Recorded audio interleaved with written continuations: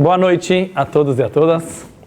Hoje nós vamos falar sobre a Cabala da harmonia. Prestem bem atenção. A gente vê que uma história da Torá que não sei se todo mundo conhece, mas que sabe quanto tempo o povo judeu ficou acampado embaixo do Monte Sinai? Sabe aquela história? A gente foi lá receber a Torá no Monte Sinai. Quanto tempo a gente ficou do lado daquela montanha? Quase um ano. Vou contar um pouco a história. A gente chegou, acampou Rosh Chodesh Sivan, primeiro dia de Sivan, certo? Recebemos a Torá no dia 6 de Sivan. O que acontece 40 dias depois? Quem lembra? 40 dias depois, bezerro de ouro. Recebemos a Torá, 40 dias depois o povo não aguentou, faz o bezerro de ouro. Aí Moshe desce, quebra as tábuas da lei, volta na montanha, fica mais 40 dias e 40 noites para pedir para Deus perdoar o povo judeu. Hashem queria aniquilar o povo judeu. Aí ele volta depois de 40 dias e fala, pessoal, vocês estão perdoados, Deus perdoa vocês. Ele sobe mais 40 dias e 40 noites, foram 3 vezes seguidas de 40 dias e 40 noites, tem gente que não sabe disso, para receber as segundas tábuas da lei. Aí ele desce em Yom Kippur, o dia do perdão, por isso que é o dia do perdão, com as segundas tábuas da lei. Desde aí, o povo começou a construir a casa de Deus no deserto, que se chamava Mishkan, que era o tabernáculo, no qual as pessoas serviam a Hashem, e eles estavam aprendendo o Torá. Quer dizer, toda aquela Torá que Moshe aprendeu na montanha, eles ficaram praticamente um ano estudando ela no Monte Sinai. E de repente chegou o dia de viajar. A gente ia passar 40 anos no deserto, mas eles ainda não sabiam. Começaram a viajar. Nessa hora, a Torá fala um versículo que é o seguinte: o povo viajou Derech Shloshet Yamim, um caminho de 3 dias. Não está dizendo que eles viajaram por 3 dias. É o único lugar que a Torá fala, eles viajaram um caminho de 3 dias. Vieram os sábios e interpretaram que o que significa viajar um caminho de 3 dias? Eles não viajaram por 3 dias. Eles viajaram um dia só. Mas eles conseguiram fazer a distância de 3 dias. Em outras palavras, como você consegue fazer a distância de 3 dias em um dia só? Quem entende de física? Felipe, como você faz 3 dias em um dia só? Hã? Não, saíram correndo, certo? Ou seja, eles estavam fugindo do Monte Sinai. Dizem nossos sábios no Talmud de Jerusalém e no Midrash também, o povo judeu fugiu do Monte Sinai como uma criança que foge da escola. Olha que interessante. O povo judeu, igual a Yael, queria fugir hoje da faculdade. Não queria? Olha a parábola que os sábios fizeram. O povo judeu fugiu do Monte Sinai como uma criancinha. Sabe na hora que toca o sinal, acabou a aula, o cara sai correndo para casa. Mas olha que interessante, é uma antipropaganda da própria Torá. Quer dizer, o próprio Talmud está te contando que o povo judeu estava cansado disso da Torá. E a linguagem que o comentarista do Talmud fala é justamente assim. Por que eles estavam com esse sentimento? Shelamdu harbe Torá, porque eles estudaram tanta Torá que já deu. Perguntam aos nossos sábios, alguns comentaristas, não dá para entender isso. Primeiro lugar, o povo judeu era adulto. O que você compara ele? Igual criancinhas que fogem da escola. Segundo lugar, você está generalizando. Está falando que nenhuma criança gosta da escola? Pô, tem criança que gosta da escola. Terceiro lugar, os sábios não dão exemplos à toa. O que eles queriam com esse exemplo que a gente não... Podia falar assim, eles fugiram porque eles estavam overdose de Torá. Mas por que eles compararam com uma criança que foge da escola? Existe um sábio, que eu quero trazer a explicação dele hoje, que se chama Rogachover. Era o grande sábio Yosef Rosin, da cidade de Rogachov. Ele foi o professor do Rebbe de Lubavitch. A única pessoa que você via que o Rebbe fazia perguntas de Torá era o Rogachover. Ele tinha um cabelo bem comprido. Algumas pessoas falam que ele era um nazir, que era, na Torá existe uma promessa de deixar o cabelo comprir. Uma pessoa que quer se isolar um pouco do mundo. E ele não toma vinho e ele não pode tocar em mortos. Tem gente que fala que ele não era nazir, mas que doía para ele cortar o cabelo. Ele era tão gênio que as ideias saíam pelo... Tem alguém que você conhece que dói cortar o cabelo? Dói mesmo? Tipo assim, dor física? Não, chora. Dói, chora porque não quer cortar. Mas para ele doía fisicamente. Seja como for, ele era um gênio dos gênios. E a maneira dele escrever, quando faziam perguntas de Torá para ele não escrevia por extenso. Ele sabia toda a Torá de cor na frente dele. Então ele falava assim... Fazia uma pergunta e ele falava assim, Vide, sabe quando está escrito? Vide Talmud, página tal, página tal, página tal, uns 10, 20, às vezes 50 lugares, e você sozinho ia ter que deduzir a resposta que ele estava te dando. E aqui ele faz a mesma coisa. Eu vou trazer só alguns pontos. Ele traz do Talmud que existe uma discussão se uma letra do alfabeto hebraico, Aleph, ou Beit, ou Gimel, ou Dalet, tem um valor por si própria, ou somente se ela está acoplada com outras letras. Ou seja, vamos pegar em português, certo? Se eu falar assim, a letra B significa alguma coisa? Não significa nada. Lógico que você pode falar, é a opção B na prova, entendeu? Mas isso não é... Ou seja, a letra B isolada não é nada. Agora eu posso fazer bola, eu posso fazer bala, certo? Quer dizer, eu posso pegar a letra B e usar ela para construir uma palavra. Então, aparentemente, em hebraico seria a mesma coisa. As 22 letras do alfabeto, se ela tem uma outra letra, 2 letras você já tem um sentido. Mas uma letra só, aparentemente, não tem sentido. Outro rabino fala, não. Uma letra sozinha do alfabeto hebraico, ela também tem um valor por si própria. Depois a gente sabe que com os estudos místicos e cabalísticos, a gente sabe que cada letra ela tem um valor numérico, certo? Em hebraico, e cada letra ela tem uma gimátria. Mas isso era depois. A gente quer saber literalmente na Torá, uma letra só pode ser considerada uma coisa inteira? Então ele traz uma discussão do Talmud, que tinha uma das 8 roupas do Kohen Gadol, que era o sumo sacerdote, que trabalhava no templo. Ele tinha uma tiara, uma plaquinha assim na cabeça, que estava escrito Kodesh Lashem, santo para Deus. E tem uma discussão, como estava escrito esse Kodesh Lashem? 2 palavras ou 3 palavras? Ou seja, assim, 2 palavras seria Kodesh em uma linha, Lashem em cima, na verdade, ou Kodesh, Lamed e Hashem em cima. O que é Lamed em hebraico sozinho? Para. Em português, para é uma palavra inteira, certo? Em hebraico é uma letra só, o Lamed. Só que sempre você vê esse Lamed junto com a palavra seguinte. Você nunca vê um Lamed solto. Mas aqui existe uma discussão, se o Lamed ele ficava solto ou não. Em outras palavras, eu quero ilustrar para vocês, os rabinos discutem no Talmud se uma letra isolada no alfabeto hebraico, ela tem um valor por si própria ou não. Agora vamos parar para pensar, o que significa isso na nossa vida? Quer dizer, qual é a discussão se uma letra ela tem um valor isolado ou só acoplado com o todo? Vem o Rogatchover, vocês vão ver como esse homem era gênio. Ele fala o seguinte: essas crianças que estão na escola, está escrito Tinokot shel Beit Rabban, quer dizer criancinhas pequenas. O que criancinhas pequenas aprendem no Heider, aprendem na escola judaica? Aleph Beit, eles aprendem a ler. Então diz o Rogatchover, os sábios não estão falando que o povo judeu cansou de estudar a Torá. Igual uma criancinha que está no Heider, que ele cansou de aprender o Aleph Beit. Ele fala assim, eu não quero mais ficar aprendendo A, B, C, D, E, F. Eu quero começar a ler as palavras. Sabe uma criancinha, ela cansa uma hora de falar Aleph, Kamatz, A, Beit, Ba. Não, agora ele quer começar a juntar as letras. Então diz o Rogatchover, o povo judeu no Monte Sinai estava olhando a Torá como letras isoladas. E eles ficaram com vontade de unir essas letras. Vamos tentar entender agora a filosofia que tem aqui por trás, uma coisa que eu particularmente achei muito bonita. Lechaim. O Rogatchover, ele fala o seguinte. Eu vou tentar trazer alguns exemplos do mundo para a gente entender melhor. Qual que é a discussão aqui? A discussão aqui é a seguinte. O judaísmo acredita que todo o mundo, todo o universo, é uma parte de Deus. É uma parte de Deus. Só que Deus é indivisível. Em outras palavras, Deus está inteiro em cada coisa do mundo. É muito difícil a gente entender isso.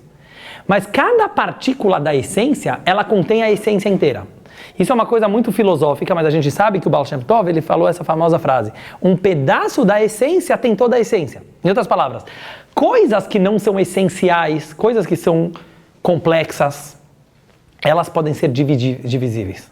Mas a essência está igual em todos os lugares. Em outras palavras, a Torá, que é o livro de Hashem, ou seja, é a própria sabedoria divina onde ele se colocou, cada letra da Torá tem a Torá inteira. Cada letra da Torá, o Aleph tem toda a essência, o Beit tem toda a essência. Cada letra contém tudo. Então ele traz um conceito cabalístico que uma vez eu já falei para vocês, que antes desse mundo que a gente conhece, Deus criou um mundo anterior. E esse mundo anterior se chamava o mundo do caos. Em hebraico, Olam Hatou. Por isso você vê logo no começo da Torá, Bereshit bara Elokim et hashamayim v'et haaretz. No princípio Deus criou o céu e a terra. Próximo versículo, Ve'aolam hayta tohu vavohu. E o mundo estava um caos. Explica o Arizal, não é que esse mundo estava um caos. Era um mundo espiritual de energia antes de Deus criar esse mundo. Esse mundo de energia, eu não vou entrar agora em todos os detalhes, teve uma explosão. É muito legal você ver que hoje tem livros que comparam essa explosão cabalística com o Big Bang. Porque você vê muitas coisas muito parecidas. Mas o que acontece quando tem uma explosão?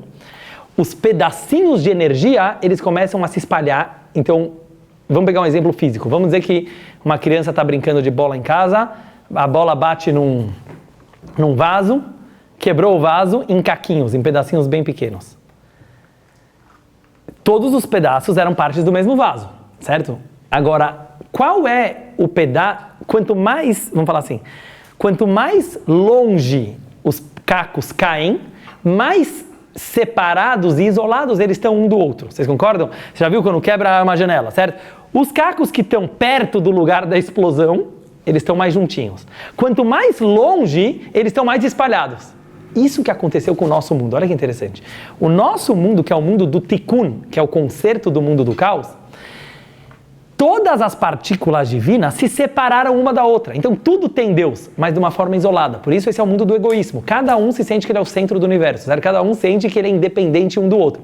Mas a verdade é que nós somos conectados. Mas como a gente é o final da explosão, a gente é o último nível, porque esse mundo material é o último mundo, a gente sente que cada um é isolado, independente e separado um do outro. Mas qual que é a verdade? A verdade é que por trás de cada criatura tem toda a essência.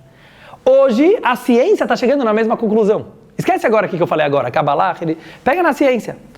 Hoje em dia você descobriu o átomo, por exemplo, já faz muitos anos. O que é o átomo? Olha que loucura.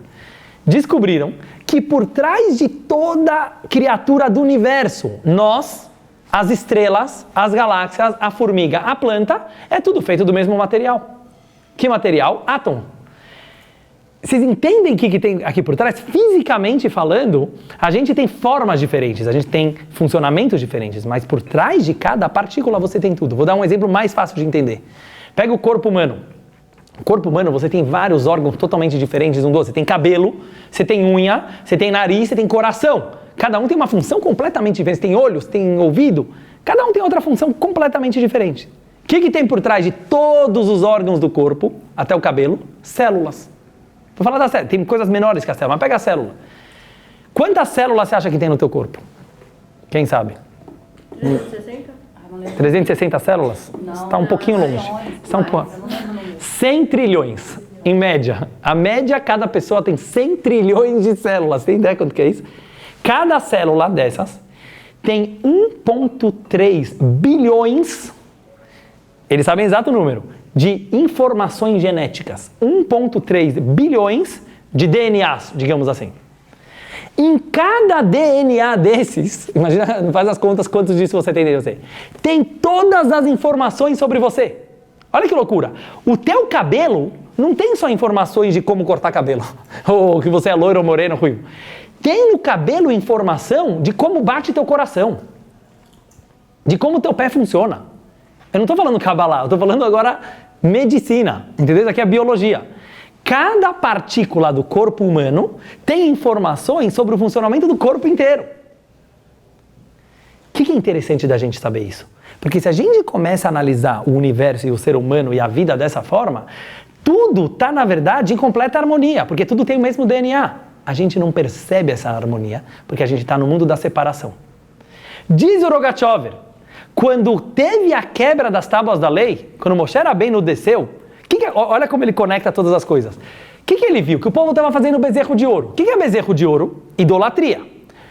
Quando você idolatra alguém ou alguma coisa, quando você enxerga aquela coisa independente de todo o resto.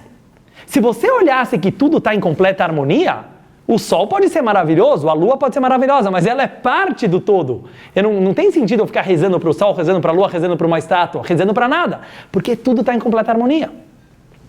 Quando existe a idolatria, quando o povo começou a olhar que cada ser é totalmente independente um do outro. O que Moshe fez? Vou quebrar as tábuas da lei. Olha como nada é por acaso. Por que ele resolveu? O que tem a ver quebrar as tábuas da lei com fazer bezerro de ouro? O que é quebrar as tábuas da lei? Diz o Rogash, igual à explosão do Olam Atou. A Torá, que ela era unificada, ela quebrou em cacos, ela quebrou em pedacinhos. Ou seja, o povo judeu perdeu a capacidade de enxergar que todos os assuntos da Torá, que todas as 22 letras do alfabeto, que todos os 10 mandamentos, no fundo são a mesma coisa. Ou seja, eles têm a mesma alma, eles têm a mesma essência. Agora a gente vai entender o que significa que depois de um ano estudando a Torá, o povo correu como que criancinhas que não querem mais estudar Aleph Beit. Em outras palavras, vou trazer em palavras agora só para a gente trazer a mensagem para a nossa vida. O povo estava estressado. Por que o povo estava estressado? Porque, diz o Tosfot, ele estudou muita Torá. Esse é o problema. A gente nunca deveria sentir que a gente estudou muita Torá, mas quando uma pessoa sente que ela estudou muita Torá, quando ela olha que os assuntos da Torá não tem nada a ver um com o outro. Eu estudei Kabbalah, depois estudo Humash, depois meu pai me deu uma bronca por causa da Halachá, depois tem o Aleph Beit. Pô, tem milhares de coisas nesse judaísmo, uma coisa não tem nada a ver com a outra, vaca vermelha com Tfilin, com quebrou as tábuas da lei, com Mashiach. O que tem a ver uma coisa com a outra? Então, quando você está olhando que uma coisa não tem nada a ver com a outra, isso cansa. Vamos trazer um exemplo para a vida. O que é estresse? Hoje em dia fala muito de estresse. Os psicólogos hoje chegaram na conclusão que estresse não tem nada a ver com trabalhar muito. Muita gente pensava, hoje a gente tem tanta correria, tem que fazer tanta coisa, que a gente está estressado o tempo inteiro. Mentira! Uma pessoa ela pode trabalhar 20 horas por dia e ela não é estressada. O que eles descobriram? Estresse tem a ver com não ter harmonia no teu dia a dia. Por exemplo, uma pessoa, ela fala assim, eu sou uma pessoa na academia, eu sou outra pessoa na sinagoga, eu sou outra pessoa na faculdade, eu sou outra pessoa com os meus amigos do futebol. Isso estressa. Por quê? Porque você tem uma dupla personalidade ou mais personalidades. Ou seja, a pessoa quando ela começa a perceber que ela tem que fazer showzinho aqui, showzinho ali, ela começa a ficar mexigna. Isso causa estresse. Então o estresse ele não tem a ver com muito...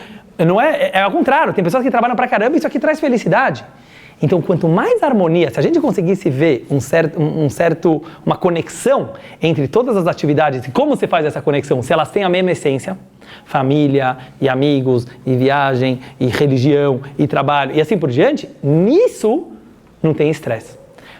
Aplica na Torá, é a mesma coisa. Se eu estudar a Torá, se eu rezar, se eu viver minha vida material, e eu não são vários deuses, é tudo a mesma essência, isso não vai me estressar. Então qual foi o problema do povo judeu? O povo judeu, naquele ano de estudar a Torá, já que eles fizeram idolatria, em outras palavras, eles estavam vendo os cacos das tábuas da lei, eles não conseguiram perceber que cada letra do judaísmo tem toda a essência. Então eles falaram, chega, não aguentamos mais estudar letras isoladas, porque eles não perceberam que nas letras isoladas tem toda a essência. Para finalizar, olha a próxima passagem da Torá, logo a próxima passagem, é uma coisa muito bonita. Você tem aquele Vayhi bin Soaron, Vayomer, Moshe, sabe que a gente canta na sinagoga? É um passuco da Torá, que ele está diferente de todo o resto do judaísmo. Como que ele está? Tem algumas linhas de interrupção, tem um nun de ponta cabeça, aí você tem a parashá, Vayhi bin Soaron, traduzindo, o Arão, a arca das tábuas da lei viajava na frente do povo judeu quando eles viajavam, e ela afastava os inimigos da nossa frente. Depois tem mais um nun de ponta cabeça, e aí você tem o resto do que a Torá está narrando. Em outras palavras, o que aconteceu aqui? É o único lugar que você vê na Torá um nun isolado, uma letra isolada. É o único lugar que você vê uma letra isolada na Torá, logo depois dessa história. E falando do quê? Já vou te escutar. Do Aron HaKodesh. O que tinha dentro das tábuas da lei? Duas coisas. Não sei se vocês sabem. Você tinha as tábuas quebradas e você tinha as tábuas inteiras. Dentro do Aron HaKodesh, lá no Kodesh HaKodashim, você tinha as tábuas quebradas, que são as primeiras tábuas, e as segundas tábuas inteiras. Por quê? Para ensinar que você pode enxergar a Torá como um todo e você pode enxergar cada detalhe da Torá. Não faz diferença. Você tem as tábuas inteiras e você tem as tábuas quebradas. Cada mínimo detalhe da Torá tem a Torá inteira. Em outras palavras, quando eu estudo uma historinha de Avraham Avinu, eu não tenho que ver só uma historinha de Avraham Avinu, eu tenho que pensar como isso está ligado com toda a Torá. Quando eu estudo uma alahá, que parece chato, tem que amarrar o sapato direito, o esquerdo antes do direito, parece que...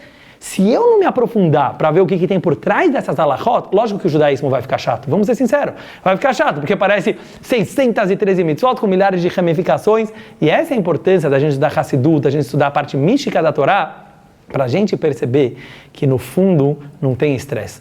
Porque quando a gente olha a profundidade, a gente não idolatra detalhes aqui, detalhes ali, a gente consegue ver o todo. Dessa forma, tem harmonia no judaísmo e ninguém precisa fugir do Monte Sinai.